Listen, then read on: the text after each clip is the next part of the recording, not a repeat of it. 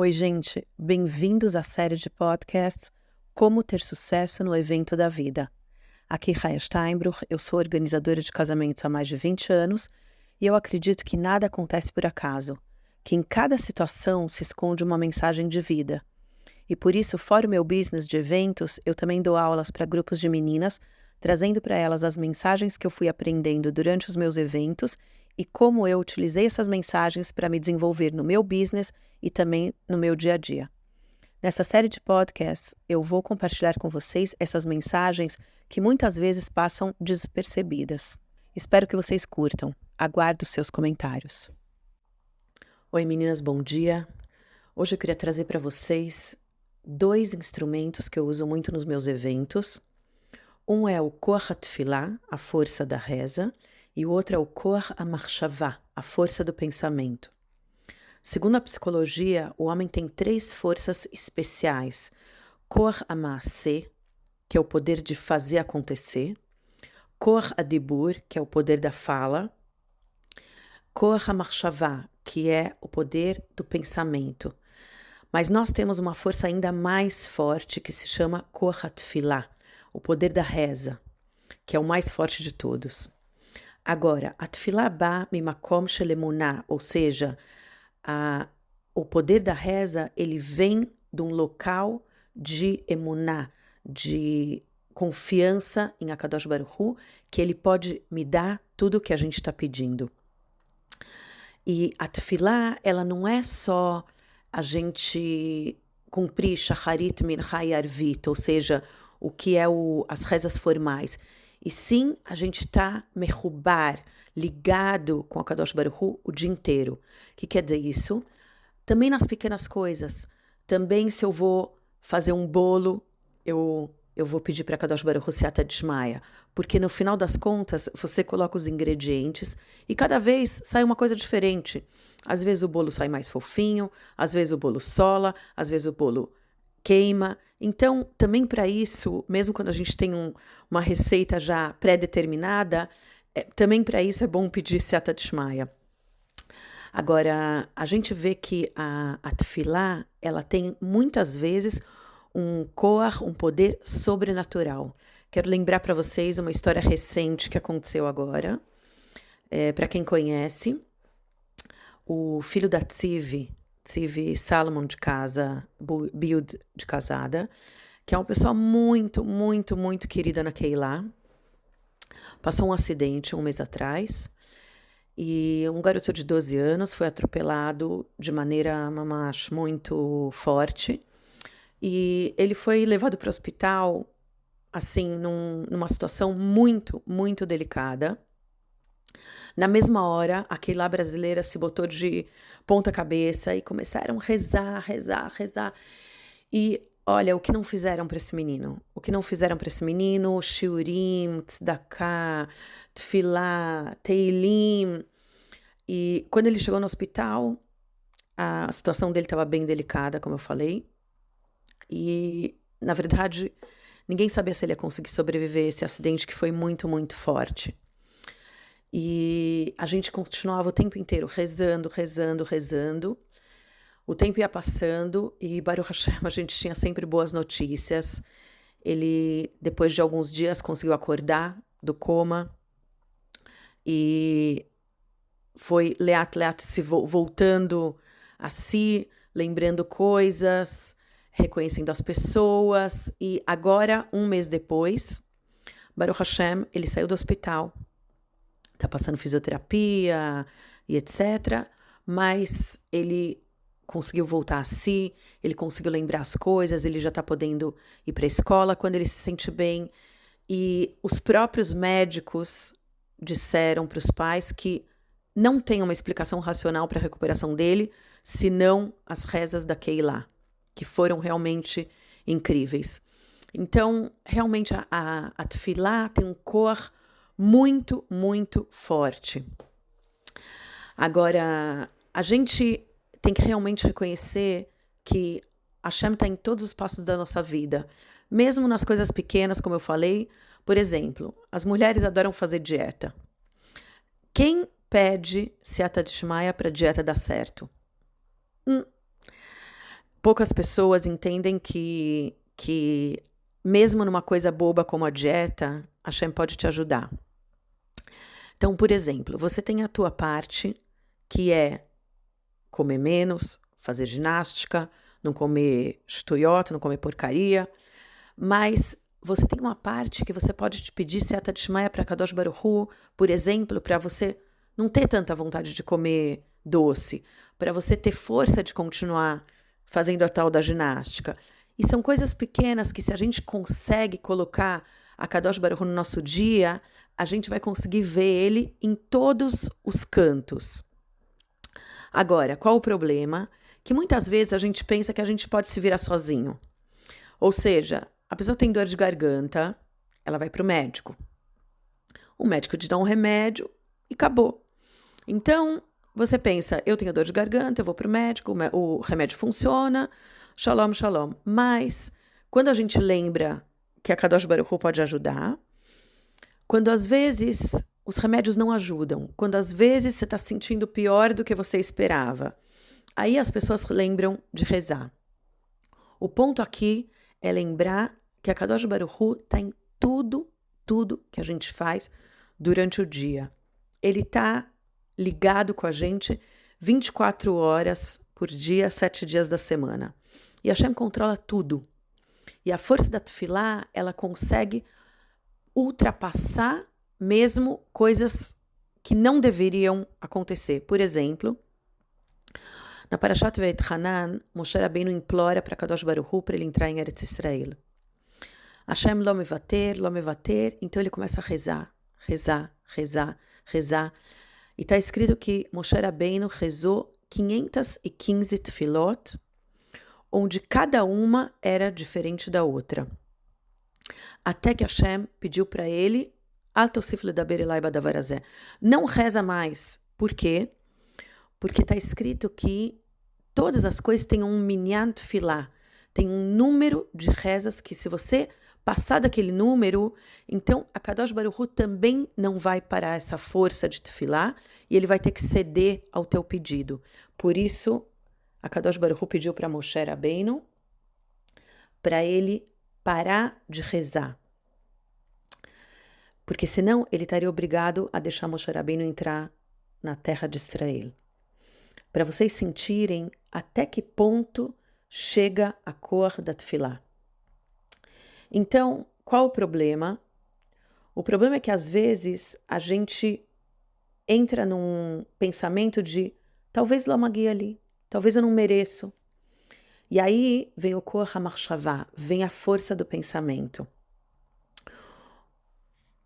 O Baal Shem Tov Omer, Adam nimtza b'makom shemachshavato nimtzet. O homem se encontra onde o pensamento dele se encontra. Por exemplo, um sobrevivente do Holocausto, ele às vezes está numa festa, num casamento, mas de repente alguma coisa faz ele lembrar de cenas do passado. Se você for observar ele de fora, onde ele está? Ele está na festa ou ele está no Holocausto? Ele está no Holocausto. Mesmo que aquilo já passou há muitos anos, mas o pensamento dele está no Holocausto, a pessoa dele, a nefesh dele, está naquela situação.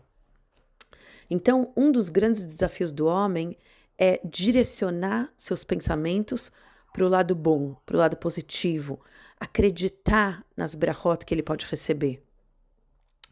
E tem pesquisas que trazem dados sobre a força do pensamento, que a força do pensamento ela pode inclusive curar doenças. Tem histórias de gente, Hatz ve'Halila, com uma halá, com aquela doença, que eles conseguem se recuperar só com a força do pensamento, só acreditando que eles podem superar a mahalá.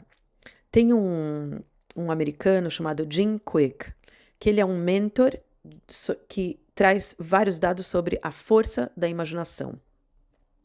Ele traz que a imaginação é mais forte que o conhecimento. Por quê?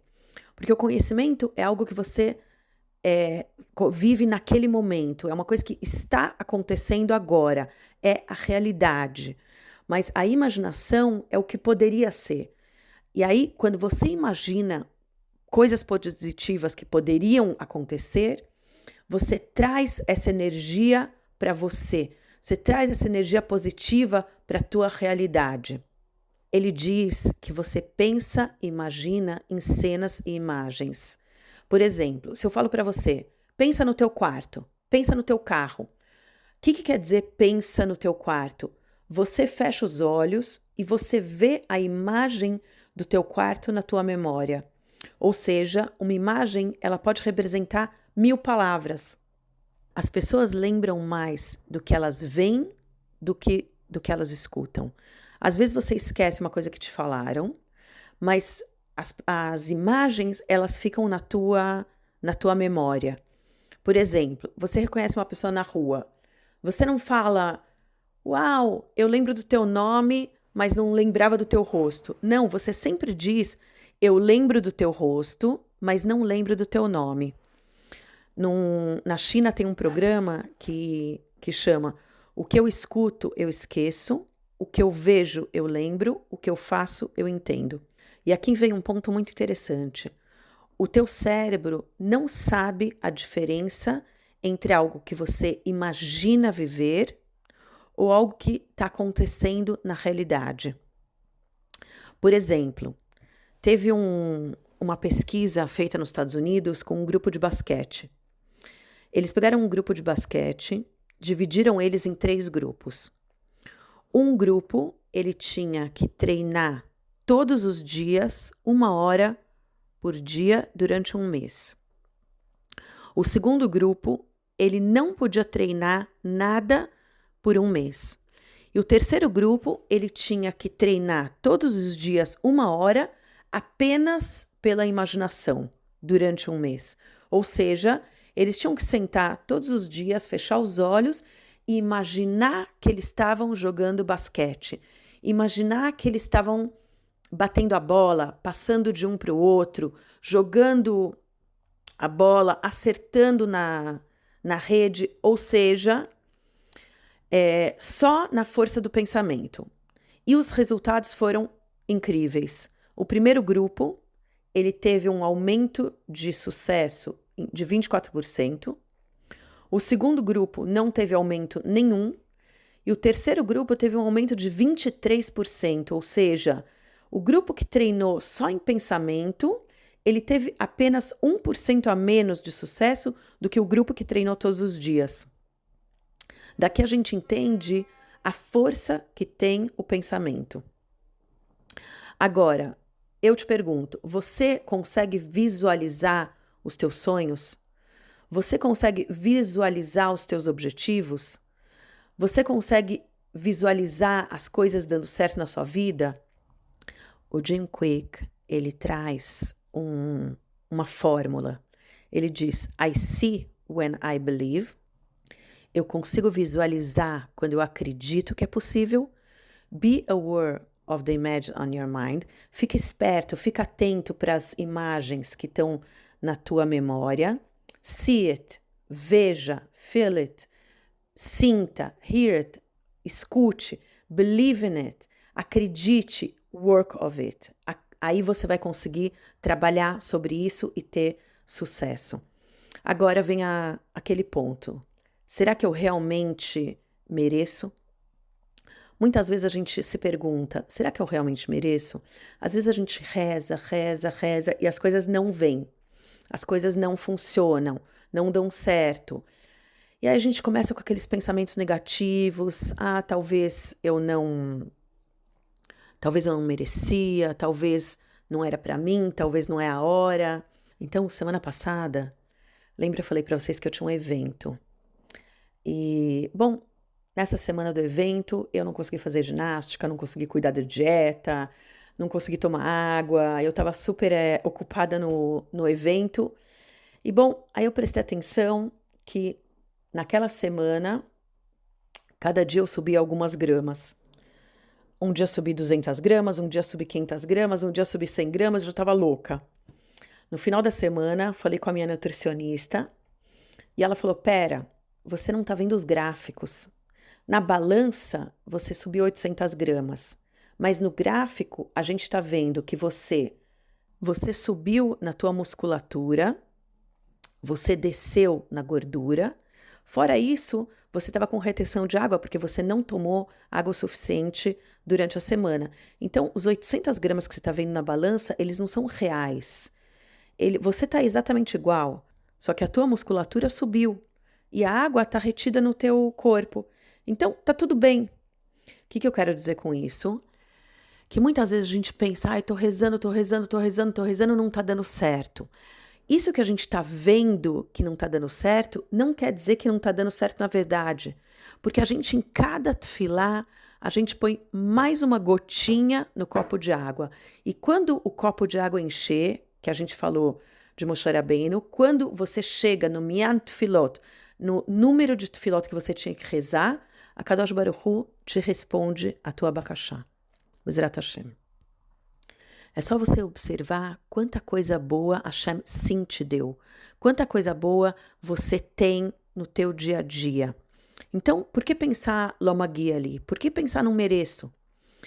E me lembrou isso um Midrash que fala sobre Moshe Rabbeinu quando ele subiu para o céu.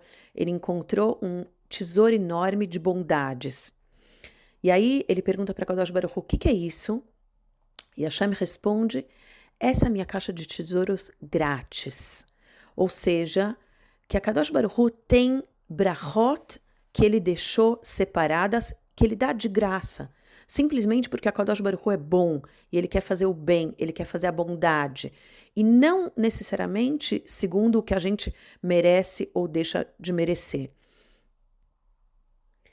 E aí vem um ponto interessante que eu li num livro chamado It's All in Your Mind, que é da Rabbanit Sara Yosef, uma das noras do Rav Ovadia. Ela explica a diferença do Akol Letová ou eu vou ter sucesso. O que quer dizer? Ela fala que muitas vezes a gente tende a ir para os problemas já com um pensamento, bom, se não der certo, Akol Letová. Se não der certo, porque não era o tempo certo. Se não der certo, então não era para mim. E tudo isso ela explica que são coisas que a gente tem que falar para a gente mesmo depois que as coisas não deram certo. Mas na hora do Nisayon, na hora do teste, a gente tem que pensar, a gente vai conseguir. Bezrat Hashem a gente vai ter sucesso. Bezrat Hashem eu vou ter Atzlachá. Aí ela conta a história de uma senhora que estava há 10 anos casada e não conseguia engravidar. Ela fez muitos tratamentos e depois de 10 anos, os médicos chegaram para ela e falaram, olha, alguma coisa aqui não faz sentido, porque segundo a medicina, você já tinha que ter engravidado. A gente está achando que você tem alguma coisa no teu subconsciente que está te atrapalhando. A gente quer te aconselhar a pegar uma psicóloga. Bom, ela voltou para casa, contou para o marido dela o que estava rolando. E aí eles lembraram que tinham visto esse curso da Rabbanit Yosef sobre Koach HaMachshavá, a força do pensamento. Ela resolveu que em vez de ela ir numa psicóloga, ela ia nesse curso primeiro. Nesse curso, foi exatamente esse ponto que a Rabbanit Yosef pegou. Ela pegou que cada vez que ela ia para o tipul, cada vez que ela ia para o tratamento, ela pensava, bom, se não der certo, porque não é a hora. Se não der certo, é porque é por bem. Se não der certo, talvez eu não estou pronta para ser mãe. Ou seja, para ela se proteger de não se decepcionar, caso o tratamento não desse certo, ela já ia com um pensamento negativo. Então, a Rabbanit Yosef começou a falar para ela ir ao contrário. Primeiro, ela tinha que ir para os tratamentos sempre pensando, vai dar certo. Bezrat Hashem, eu estou pronta para ser mãe. Eu vou conseguir segurar essa gravidez. E começaram os tratamentos de novo, e ela ficava todos os dias, ela fechava os olhos, imaginava ela grávida, imaginava o bebê nascendo, imaginava ela segurando o bebê, a família dela toda ao redor dela, todo mundo contente, fazendo uma festa, e ela segurando o bebê e dando de mamar, e dando a mamadeira, e botando a chupeta, e o bebê brincando no carrinho. Resumindo, depois de 11 meses, ela teve uma menina. Esse é o Koach HaMachshavah, essa é a força do pensamento, ou seja, a Rabbanit Yosef fala que a gente tem que imaginar as coisas dando certo. Eu contei para vocês, Tu Bishvat, sobre o nosso potencial escondido e aquele evento que eu tive que fazer no Brasil, que estava em Israel, e por causa da guerra a gente colocou tudo no Brasil, e que lá eu descobri um potencial que eu tinha dentro de mim e que eu mesma não conhecia. Então, nesse evento, eu realmente usei essa Koach HaMachshavah. Por quê? Porque na hora que eu estava com o meu teste na frente, falando, uau, agora cancelar tudo e levar tudo para o Brasil, será que eu vou conseguir? Então, eu me imaginava, obviamente, ao mesmo tempo que eu fazia telefonemas, falava com profissionais, com amigas, com pessoas no Brasil, me interessava sobre os profissionais lá e, obviamente, pegando responsabilidade sobre o evento todo.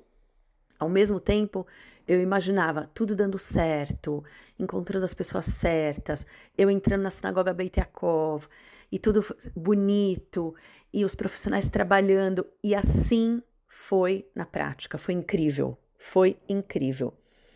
Agora, a gente tem que prestar atenção que às vezes também o pensamento pode atrapalhar. Por quê? Porque de repente tem coisas que acontecem na vida e que a gente começa com pensamentos de, e se acontecer isso, se acontecer aquilo, e se não der certo. Aí a Rabbanit Yosef traz uma história interessante de uma mãe que ela ia sair para Shabbat Brachot de uma sobrinha com o marido, e ela ia deixar em casa os filhos sozinhos com os filhos mais velhos. Então o filho mais velho tinha 18 anos, ele ia ficar com todo mundo, e obviamente ela preparou as coisas de antemão, e estava tudo mais ou menos direcionado. Eles estavam conversando com a mãe o tempo inteiro. Antes da Adlakat Nerot, antes de acenderem as velas, eles falaram com a mãe. E aí, tudo bem. Acenderam as velas e, de repente, ela começou com aqueles pensamentos. Uau, será que eles desligaram a luz da geladeira? Uau, será que ele lembrou de ligar a plata? Será que ele colocou no lugar certo a tomada? Será isso? Será aquilo? E, resumindo, ela ficou o Shabat inteiro perturbada. Ela perdeu o Shabat, em resumo, com os pensamentos negativos que ela estava. E no Motzei Shabat, a primeira coisa que ela fez foi telefonar para o filho. E o que vocês acham que aconteceu? O filho falou, uau, foi tudo bem, as crianças ficaram tranquilas, a cola é beseder, estava tudo tranquilo, estava tudo bem. E ela simplesmente perdeu o Shabat dela, pensando pensamentos negativos que não eram reais. Ou seja, a gente tem que tomar cuidado para os nossos pensamentos não atrapalharem o nosso dia a dia, não atrapalharem o nosso sucesso. Ou seja, na Koach HaMachshavah, na força do pensamento, a gente realmente pode trazer sucesso, atzlachá, para os acontecimentos da nossa vida. Aí tem outra história lá interessante que eu curti, que era a história de uma senhora que ela tinha uma casa em um yeshuva aqui em Israel que chama Adam. É um yeshuva assim, pequenininho, com pouca gente, e eles acharam, ela e o marido, que talvez eles teriam mais sucesso em Parnassá se eles mudassem para Beit Shemesh. Eles começaram a tentar vender a casa e eles estavam pedindo um valor que era um pouco maior do que o valor que as casas que tinham ao redor deles à venda. E realmente não estava dando certo. Eles resolveram alugar um apartamento em Beit Shemesh até eles conseguirem vender a casa deles. E aí o que acontecia é que eles estavam pagando aluguel em Beit Shemesh e também pagando despesas da casa em Adam. E aí ela entrou nesse curso da Rabbanit Yosef e começou a praticar o Koach HaMachshavah. E ela passou todo dia, fechava os olhos e imaginava pessoas vindo ver a casa e gostando, a casa dela realmente era bacana, e pessoas vindo ver a casa e gostando e aceitando o preço e fazendo a SCA, fechando o contrato e realmente ela vendendo. E chegou um dia, ela teve uma proposta de um vizinho, algo super inesperado. Um vizinho quis comprar a casa dela. Isso era o primeiro milagre. Depois, ela estava de aluguel, então agora ela tinha que pegar esse dinheiro e investir num apartamento em Beit Shemesh. Agora, o dinheiro que ela tinha de Adam não era suficiente para comprar uma casa em Beit Shemesh, mas sim um apartamento. Só que ela falou para ela mesma: eu não gosto de apartamento, eu não quero morar num edifício, eu tô acostumada a viver em casa e eu quero muito uma casa. Então ela começou a treinar, segundo step. Ela começou a treinar todo dia, imaginando que ela achava uma casa em Beit Shemesh, que o dinheiro que ela tinha era suficiente, a casa era bacana e era legal, e tinha espaço, e era num lugar onde ela gostava. E, resumindo, depois de algumas semanas, eles conseguiram uma casa em Beit Shemesh, que era não exatamente o preço que ela tinha na mão, mas um pouquinho mais. Ou seja, agora vem o terceiro passo, ela precisava de uma mashkanta, de um empréstimo. Mas ela tinha achado a casa dos sonhos dela, que era uma casa ainda mais bonita do que ela tinha em Adam, e o preço super ultra razoável.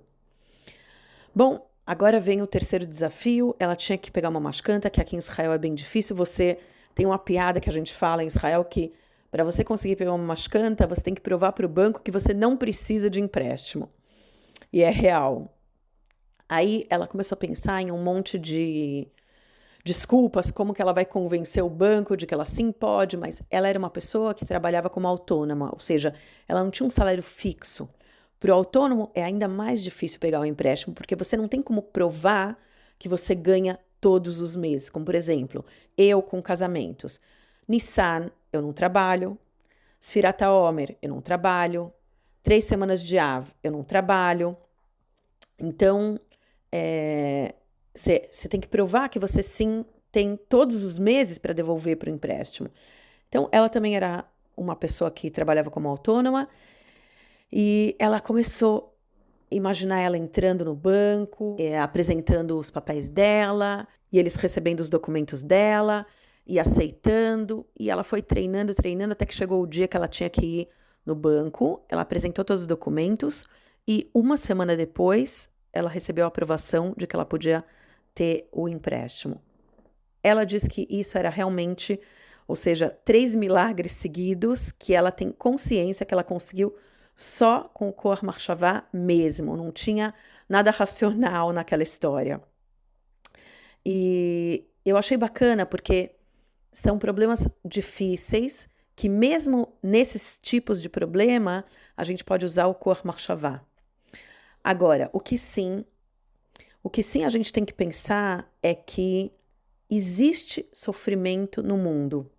Ou seja, o sofrimento faz parte do nosso dia a dia. O que quer dizer o sofrimento faz parte do nosso dia a dia? Hashem coloca no nosso dia a dia vários obstáculos que a gente tem que passar, mas a gente tem que saber e acreditar que todo sofrimento tem um significado. Ou seja, todos os obstáculos que Hashem coloca no nosso caminho é porque Ele quer que a gente cresça naquele aspecto. É como, por exemplo, uma pessoa que está na universidade. Ele faz o primeiro semestre, estuda as matérias que ele tem que estudar. No final do semestre, ele vai ter que fazer as provas para ver se ele pode passar para o segundo semestre. Então, a mesma coisa aqui. Hashem, ele quer que a gente cresça, porque a gente falou na vez anterior que a gente veio para esse mundo para um tafkid e um tikkun. A gente veio para cumprir uma missão e consertar alguma coisa. Então, Hashem, para a gente chegar naquele ponto onde a gente tem que chegar, a gente tem que passar por certos obstáculos que vão fazer a gente crescer e ficar mais forte para cumprir o nosso tafkid e o nosso tikkun. Mas com Koach Machshavá e com Koach Tefilá, a gente consegue diminuir esse sofrimento e passar mais facilmente pelos obstáculos do caminho. Tem um exemplo de um machal que falam sobre um garotinho de 10 anos que estava viajando no avião sozinho. É um exemplo, né? Não é real, mas eu acho que mesmo na realidade seria correto.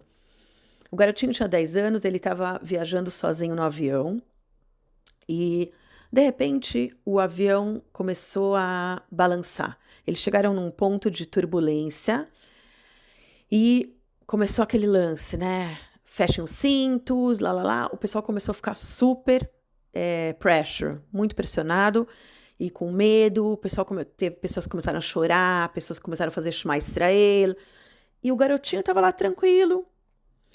Tá, passou uns 10, 15 minutos, eles passaram pela essa parte turbulenta, e aí o cara que estava sentado do lado do garotinho falou, você não estava com medo? O garotinho olhou para ele e falou, não. Aí o cara perguntou para ele, mas como que você não ficou com medo? Tava todo mundo com medo, chorando, como que você não teve medo? Ele olhou para o homem e falou assim, o piloto é o meu pai.